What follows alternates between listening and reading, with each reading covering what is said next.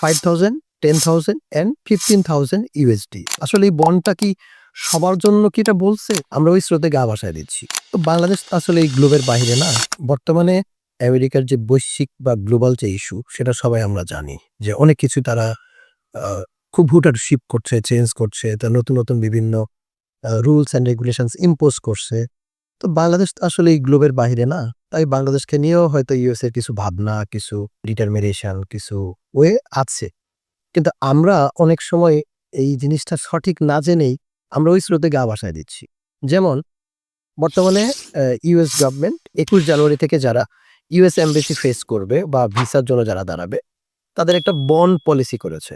সেটা হলো 5,000, 10,000 and 15,000 USD এই ডলারের একটা বন্ড করেছে। আসলে এই বন্ডটা কি সবার জন্য কি এটা বলছে যে সবাইকে? এটা কি স্টুডেন্টরাও এর আওতায়? এটা কি ইমিগ্রেশন এর আওতায়? এটা কি মানে ভিজিট ভিসা বা বিজনেস ভিসা সবাই কি এর আওতায়? এটা আমরা না জেনে কিন্তু মনে করছি আর মনে হয় ইউএস এর ভিসা হবে না। আমরা মনে হয় আর দাঁড়ায় কোনো লাভ হবে না। কিন্তু আসলে ঘটনা ওইটা না। একদম ফ্যাক্টটা হইলো ইউএস ভিসাতে এই বন্ড পলিসিটা করেছে শুধুমাত্র যারা ভিজিট ভিসা বা যারা রিক্রিয়েশন ট্রিপ যারা বা ঘুরতে যারা যাবে তারা বা বিজনেস ভিসা মানে যা শর্ট টার্ম যেটা ভিসা বলি আমরা। এই ভিসাতে যারা যাবে যে ইউএস হয়তোবা তারা ঘুরতে যাচ্ছে বা বিজনেস ট্রিপে যাচ্ছে বা কোনো একটা নির্দিষ্ট মানে পারপাসে যাচ্ছে। তাদের জন্য এই বন্ড পলিসিটা ইউএস গভর্নমেন্ট করেছে। ইনস্ট্যান্ট কিন্তু এটা যে দিতেই হবে এটা কিন্তু বলেনি যে প্রত্যেকে দিতে হবে। এমন হতে পারে যে একজনের প্রোফাইল খুবই স্মার্ট এবং সে ওয়ার্ল্ডের বিভিন্ন কান্ট্রিতে এরকম ঘুরেছে। ইউএসএ সে যাবে তার বিজনেস পারপাস বা তার হলো ট্রাভেল পারপাস মানে আই মিন ভিজিট ভিসা উপলক্ষে সে যাবে। ভিসা অফিসার চিন্তা করে দেখলো যে না হি ইজ ভেরি মানে prominent and he is very good. তার মানে এভরিথিং খুবই ভালো। সো তাকে বললেও দিতে পারে। তাকে ডাইরেক্ট ভিসা দিয়ে দিতে পারে। আবার এমন একজন দেখলো যে সে ফিরে না আসার চান্স বেশি। তখন তার জন্য ওই ইনস্ট্যান্ট ওই ভিসা অফিসার, ইমিগ্রেশন অফিসার উনি ডিসিশন নিবে। যে সেটা ৫,০০০ দিব না ১০,০০০ এ দিব না ১৫,০০০ এ দিব। এই বন্ডটা কিন্তু ওইখানে কিন্তু হবে। এবং এটা ভিসা দেওয়ার পরে কিন্তু উনি ওনাকে বলে দিচ্ছে যে আপনাকে এই বন্ডটা দিতে হবে।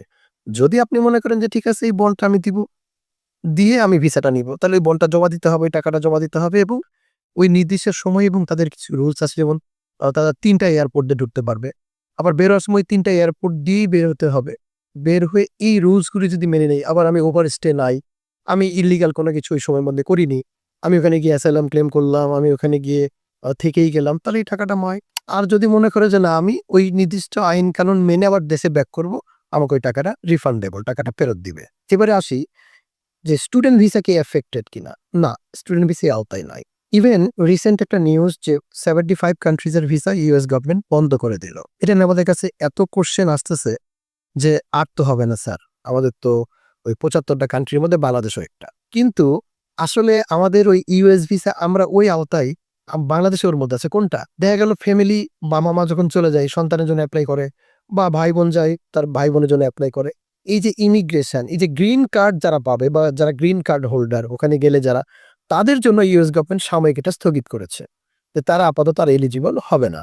হয়তো গভর্নমেন্ট আবার যখন এটা ডিসিশন নিবে তখন। এর আওতায় কিন্তু স্টুডেন্ট বা ভিজিটর বা বিজনেস ট্রিপ এই ভিসা কিন্তু এর আওতায় না। সো স্টুডেন্টদেরকে ওয়ারিড হওয়ার কোনো কারণ নাই। বরং প্রিপারেশন এখন থেকে নিয়ে নেওয়া উচিত। এবং এটাকে যখন একটা আইন হয়, যখন একটা রুলস হয়, আমরা যখন পিছিয়ে না গিয়ে বরং যদি আমরা একটু ভিগারাসলি আমরা যদি একটু সাহস করে যদি ওই জায়গায় ফেস করি, আমার মনে হয় যে ইউএস গভর্নমেন্ট বা ভিসা অফিসার তারা মনে করবে যে এই সময় তো আসলে অনেকে সাহস করে। যারা সাহস করছে তারা আসলেই এলিজিবল। তাদের মনে হয় ঐরকম এভরিথিং ওকে আছে। বরং এই সময়গুলো আমি মনে করি যে চ্যালেঞ্জের সম্মুখীন হয়ে ভিসা নেওয়াটা বেটার।